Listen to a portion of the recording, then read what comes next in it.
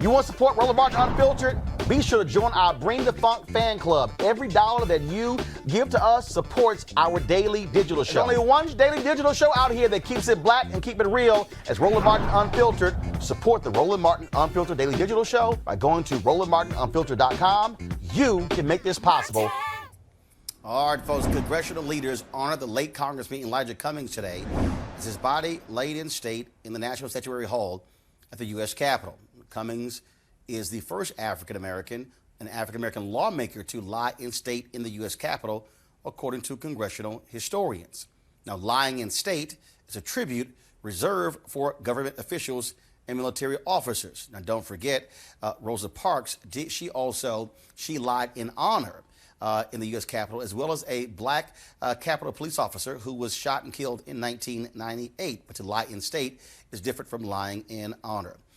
So many people turned out today. Leaders from both sides of the House were there as well, there to, of course, pay respects to the Cummings family, including his wife, Mai Rockamore Cummings. And, folks, a number of people spoke and shared their thoughts and reflections about the late Congressman Elijah Cummings of Baltimore.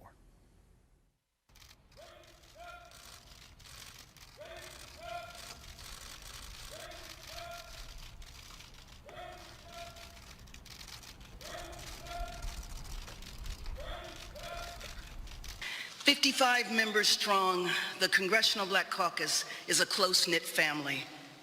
Thursday, October 17th, the CBC lost a member of our family. Elijah Cummings was respected, revered, and viewed as a quiet giant within the caucus. We watched him lead the Oversight and Reform Committee. We watched his heartfelt passion as he fought for the rights of children separated from their families, as he fought for everyone to have health care and medications that are affordable, and as he fought for everyone to have the right and access to vote. Monday night, members of the Congressional Black Caucus paid tribute to Mr. Cummings on the House floor. Let me now share their words with you. Elijah came to Congress knowing full well that he was coming to a body where people stood on the shoulders of giants. He never set out to be a giant, but he became one. He took on the mantle of an evangelist. He didn't work to prepare people for the hereafter. He worked to prepare people for the here and now. When Congressman Cummings spoke, he spoke with moral authority, frequently reminding us, we are better than that. In the midst of these challenging times, Chairman Cummings remained optimistic that better days were ahead. He observed America's not a perfect country, and sometimes she stumbled and fell down. Yet the chairman also made clear that based upon her goodness, America always got up. In other words, he inspired us to keep the faith anchored in the sincere belief that this too shall pass. Let us take comfort and strength in knowing that Chairman Cummings' legacy will be forever enshrined in the halls of Congress through the next generation of leaders that his work impacted and inspired. The chairman will be remembered as a man who pulled no punches, was authentic to the core, and a champion for our democracy. Our nation will surely miss his love, compassion, strength, brilliance, and his tireless dedication. Elijah, your Congressional Black Caucus family will do its best to honor you by continuing to stand and defend our democracy with the very same passion, vigor, and determination you exemplified for us. Oh Lord, the chair of the committee, Elijah Cummings, is now meeting you, the chair of the board of all of the universe. And we issue thanks for sending Elijah our way. We're better for having had him near us, lo, these many years. We bless those who have come and will come from near and far to pay tribute to this magnificent man. And now to the one who is able to keep you from falling and make you stand without blemish in the presence of God's glory, with rejoicing to the only wise God, our Savior, be glory, majesty, power, and authority. And now, God, please now receive the bootlegging preacher based in Baltimore, Elijah Cummings. Amen.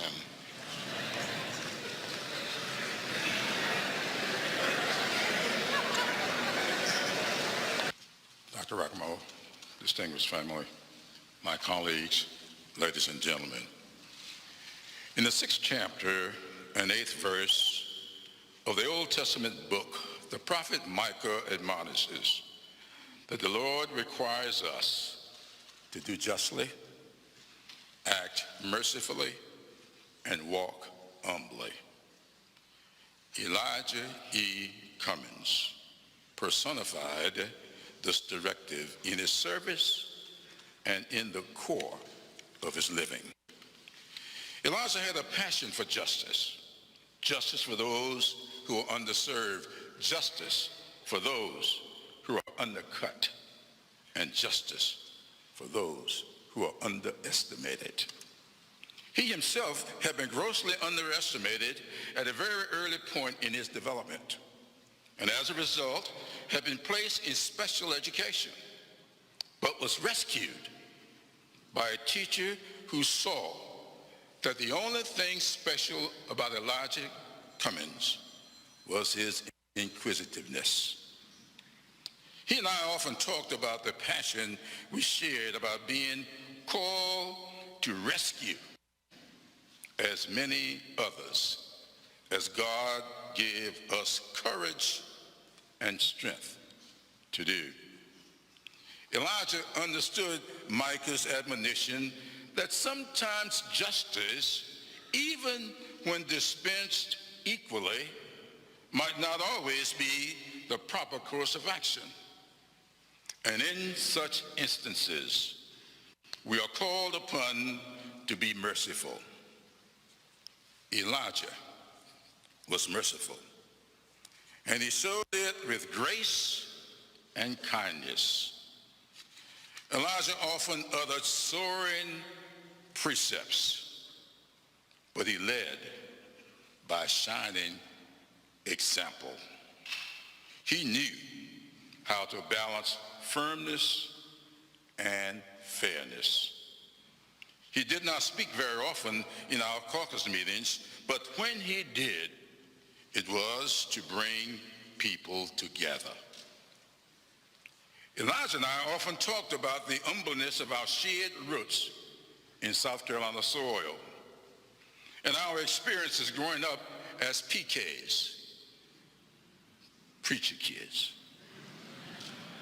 Neither one of us sought to follow our fathers into the ministry, but both of us felt strongly in my father's admonition to me, which I shared with Elijah often, that the world would much rather see a sermon than hear one. Elijah's service was a soaring, instructive sermon, and today I have no doubt that he is dancing with the angels and wishing us Godspeed as we pursue the making of a more perfect union, establishing justice, employing mercy, and walking humbly, never doing or saying anything to deserve his admonishment that we are better than that.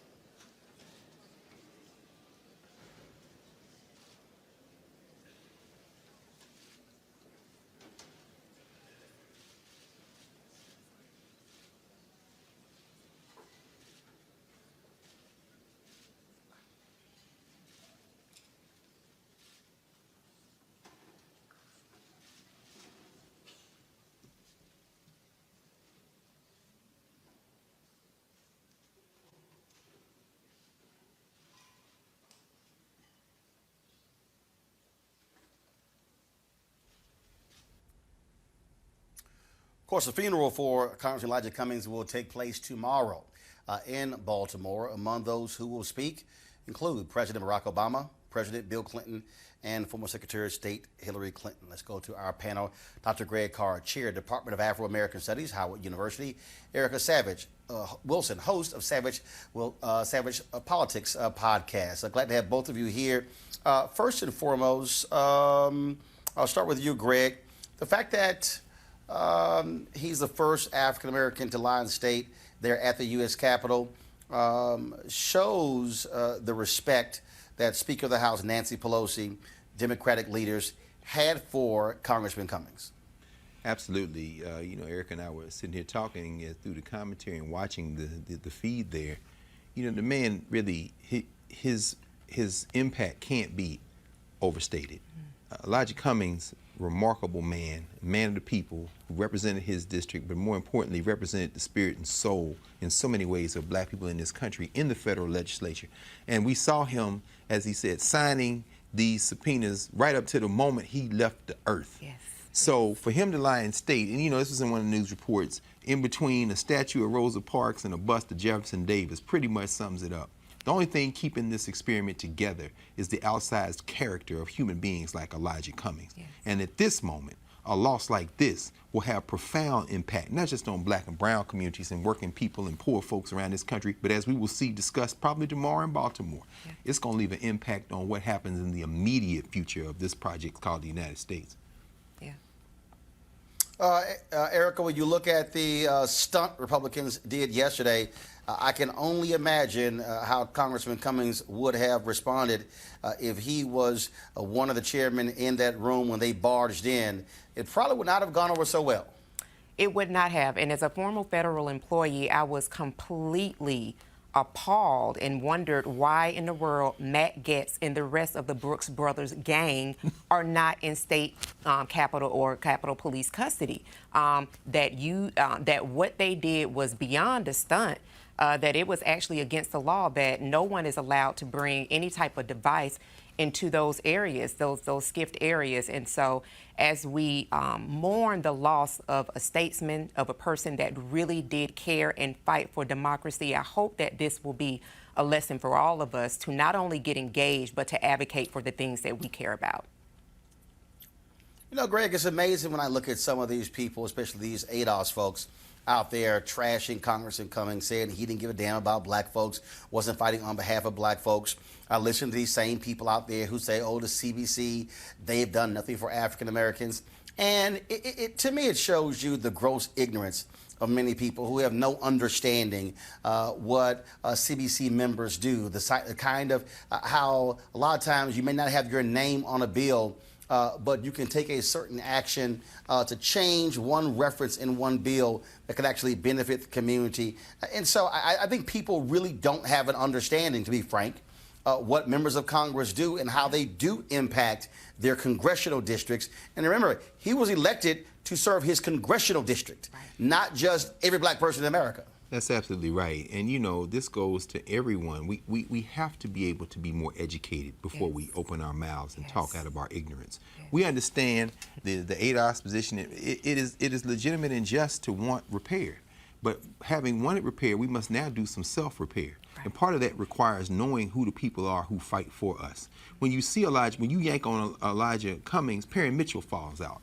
The whole tradition of black Baltimore politics falls out. Bare-knuckle brawling for the rights of black people around this country. When you see Barbara Lee stand there and eulogize him, you're looking at a tradition that begins with Ron Dellums in the Bay Area and the Black Panthers in the Bay Area. When you see Jim Clyburn stand there and talk about South Carolina, you're looking at a tradition of bare-knuckle brawling for rights that goes back past Strom Thurmond into the deep treasures of people like Septima Clark and others who have fought in South Carolina. This is the generation that this second generation represents. When Emmanuel P. were kind of kids and calls him a bootleg preacher, what you see is a group of elders finally who are able to sit and nurture the next generation of Congress people. When you saw Elijah Cummings, for example, have Rashida Tlaib and counsel her even as she set natural fire to Kevin, what's his name? His friend, his conservative friend. What's his name? Kevin McCarthy. Yeah, Kevin McCarthy. Thank you. Congressman Mark Meadows. When Meadows came, that's right. When Meadows jumped, and then McCarthy responds, and then Rashida Tlaib didn't back down. But what you saw in that chair position, you saw Elijah Cummings do what he did for Ilhan Omar, what he has done for Ocasio-Cortez and Johanna Hayes and all the people, Lucy McBath. And when you look at him mentoring these young people, not distinguishing their fire, because Rashida Tlaib is in John Conyers' seat, his colleague, but using himself almost as a human shield to keep these white supremacists off them and to encourage them in their own fire. That is the role of an elder. And when you say people haven't done anything for us, you've opened your mouth, you put your brain on display. Shut up and listen for a minute and study how these elders have stood in the fire so that you can take the next lap in this struggle. But this ignorance, we have to extinguish it the way you've been doing it, by teaching our people who, in fact, our leaders have been over time and space. Absolutely.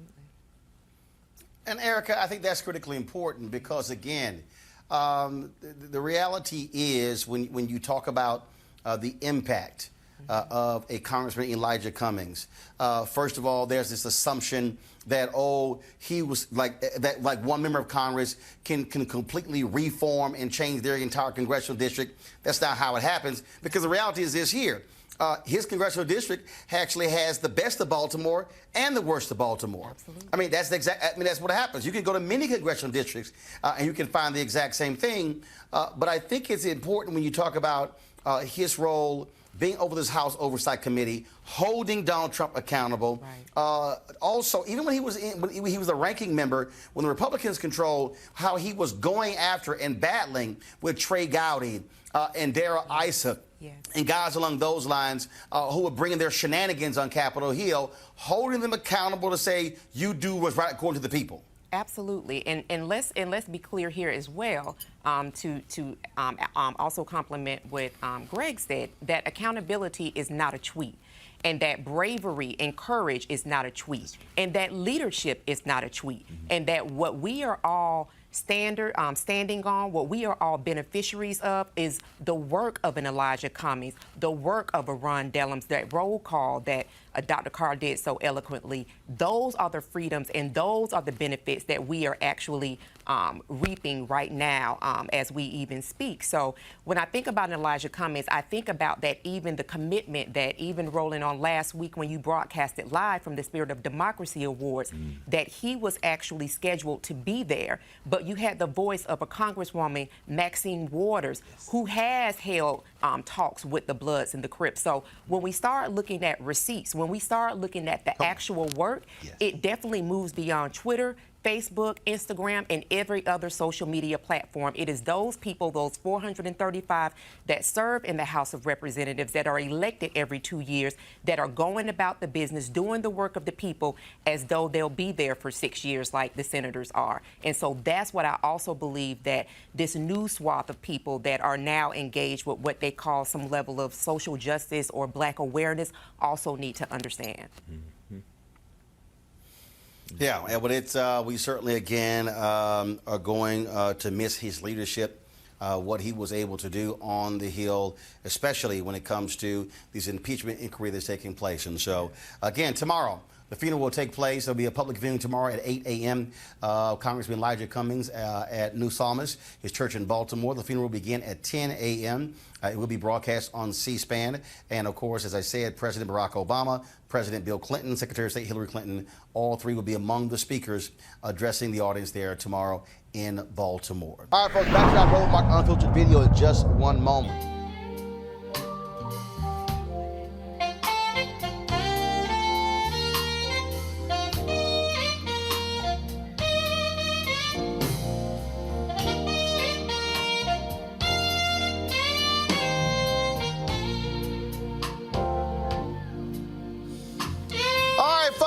Luxe Jazz Experience taking place in Cabo, November 7th through the 11th. Of course, if you want to attend, go to lifeluxejazz.com, LIFELUXEJAZZ.com. But if you cannot be in Cabo for those 4 days, 14 different amazing artists, then, of course, you could live stream it. Get your live stream pass at gfntv.com.